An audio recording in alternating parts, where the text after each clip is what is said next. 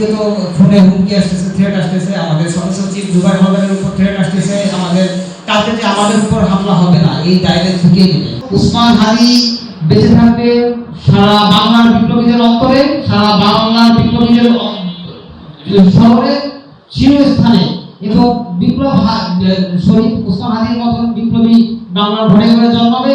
এবং এই 5 তারিখের যে ফ্যাসিস্ট হাসিনার প্রতিবাদের যে বাংলাদেশের যে সম্পদ অর্জন যদি করি, উসমান হাদি তার মধ্যে অন্যতম।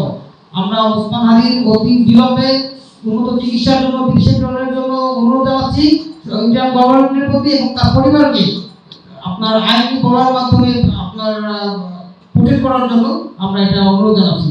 কি বুঝলেন ভাই? অনলি যেটাই চাই।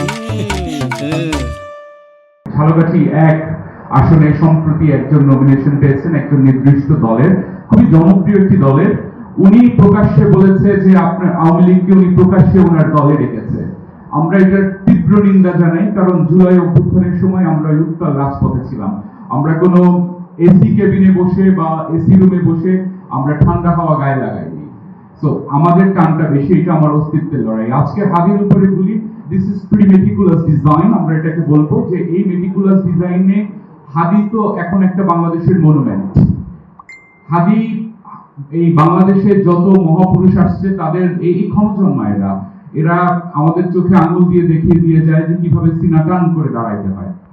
আমরা সেটা দেখেছি, কিন্তু আমরা এরকম কিছু অর্থলোভী কিছু, আমি বলি একজন এক প্রাক্তন এক মন্ত্রীর এপিএস কে সম্প্রতি সভাপতি করে উনি পাশে দাঁড়িয়েছিলেন। এটার আমরা তীব্র প্রতিবাদ জানাই যে আওয়ামী লীগকে যে আবার নতুন করে একটা স্টেজ দেওয়া হচ্ছে, এইটারও আমরা ঘোর বিরোধী। পাশাপাশি আমরা তো প্রচুর হুমকি ধমকি পাচ্ছি, আমরা কোনো কিছু করতে পারি না।